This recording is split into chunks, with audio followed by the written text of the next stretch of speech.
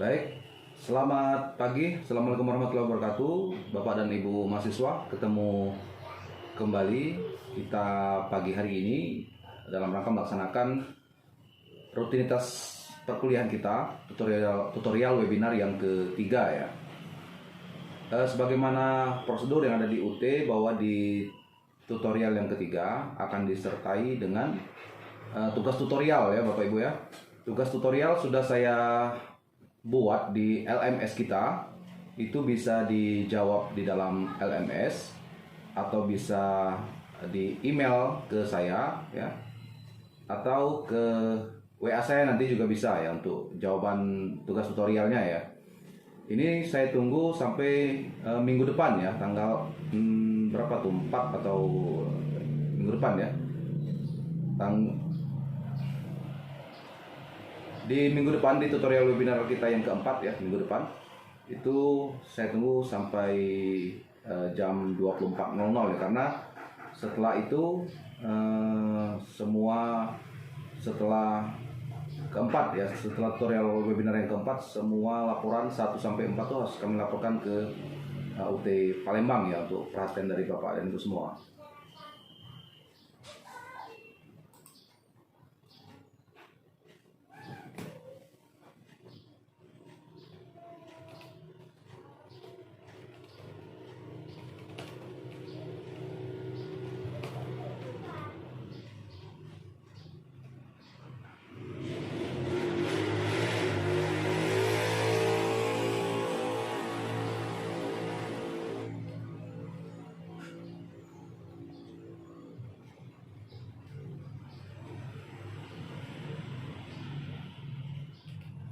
Waalaikumsalam Pak. Apa kabar Pak?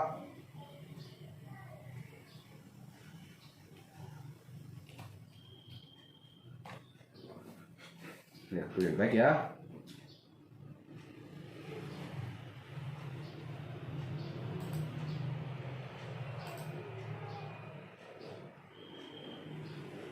Baik Bapak dan Ibu mahasiswa, kita melanjutkan materi kita yang sudah kita lewati di 2 minggu yang lalu ya, terkait hukum Islam dan acara peradilan agama. Hari ini kita akan membahas tentang materi terkait wakaf ya, hukum wakaf yang ada di Indonesia. Kita ketahui wakaf ini sebagai umat muslim ya, kita sebagai umat Islam tentu sudah sangat mengetahui apa yang dimaksud dengan wakaf ini ya. Jadi wakaf ini juga merupakan salah satu regulasi yang diatur di dalam Al-Quran, hadis begitu ya, yang kemudian dikonversi ke dalam hukum positif kita ya, oleh bangsa dan negara Indonesia ini. Dibuatlah hukum positifnya berupa undang-undang tentang pengelolaan wakaf begitu ya. Jadi setiap regulasi-regulasi yang mengatur tentang kehidupan beragama umat muslim yang ada di Indonesia, yang sumber-sumber hukumnya ada di dalam Al-Quran dan hadis, untuk bisa diterapkan di dalam hukum negara kita ini harus dibuat undang-undangnya gitu ya. Nah, wakaf ini berasal dari kata al-wakaf ya, yang berarti berhenti, diam di tempat, atau menahan gitu. Nah, menurut istilah wakaf berarti menahan harta yang dapat diambil manfaatnya tanpa mengalami musnah seketika, dan untuk penggunaan yang mubah ya, serta dimaksudkan untuk mendapatkan keridhaan Allah Subhanahu wa taala. Wakaf diatur juga di dalam kitab atau kompilasi hukum Islam ya, undang-undang tentang hukum Islam yang kita sebut dengan KHI.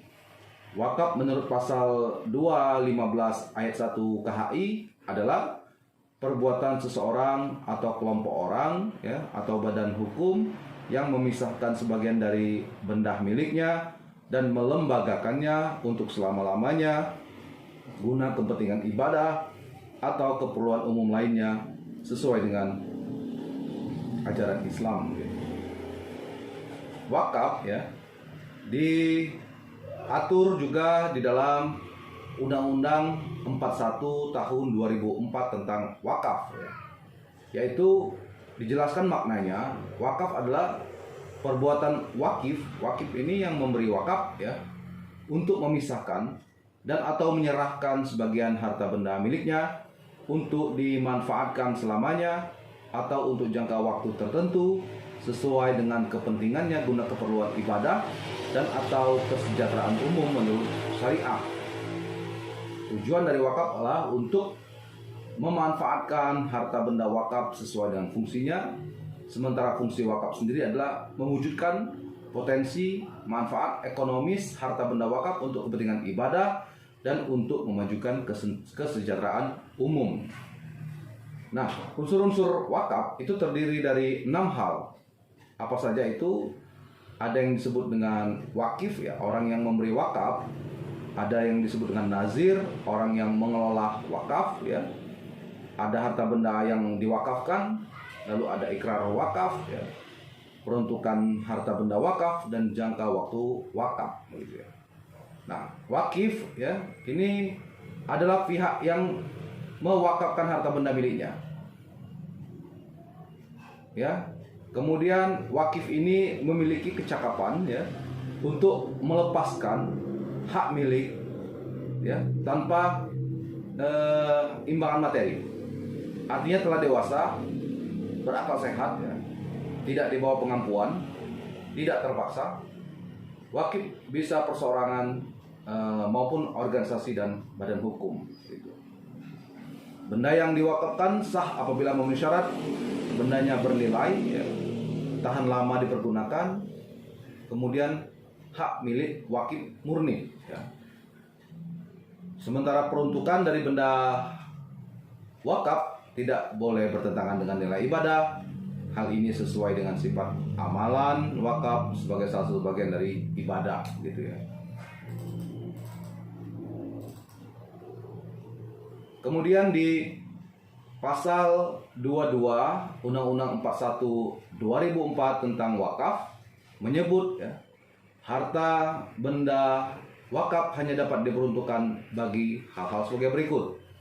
Antara lain yang pertama untuk sarana kegiatan ibadah begitu, kemudian sarana kegiatan pendidikan serta kesehatan, kemudian bantuan kepada fakir miskin, anak terlantar, yatim piatu ya, kemajuan dan peningkatan ekonomi umat, kemajuan kesejahteraan umum. Lalu ada yang disebut juga dengan pernyataan ikrar wakaf ya. Adalah pernyataan kehendak wakif diucapkan secara lisan dan tulisan atau isyarat kepada nazir untuk mewakafkan benda miliknya. Lalu ada pengelola wakaf atau disebut nazir, yakni pihak yang menerima harta benda wakaf dari wakif untuk dikelola dan dikembangkan sesuai peruntukan.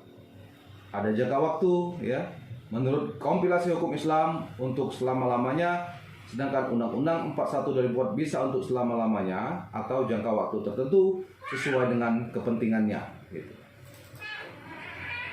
Kemudian pengaturan wakaf dalam hukum nasional ya. Undang-Undang Nomor 41 Tahun 2004 adalah salah satu implementasi ya, dari pengaturan wakaf dalam hukum nasional Indonesia. Jadi tidak bisa serta-merta oleh karena kita sebagai umat Islam, kita memiliki sumber hukum Al-Quran dan hadis maupun ijtihad ulama ya, kita mau melaksanakan wakaf tanpa diatur ya, tata kelola wakaf ini dalam hukum positif kita gitu. Jadi tata kelola wakaf itu diatur di dalam Undang-Undang Nomor 41 Tahun 2004 tentang wakaf yang merujuk pada sumber-sumber hukum kita sebagai umat muslim ya, yakni Al-Quran dan hadis serta ijtihad gitu. Nah, menurut pandangan ulama Islam, wakaf itu mengikat ya, dan karenanya tidak bisa ditarik kembali atau diperjualbelikan, digadaikan dan diwariskan oleh wakif ya. Pasal 225 KHI menyatakan bahwa pada dasarnya benda yang diwakafkan tidak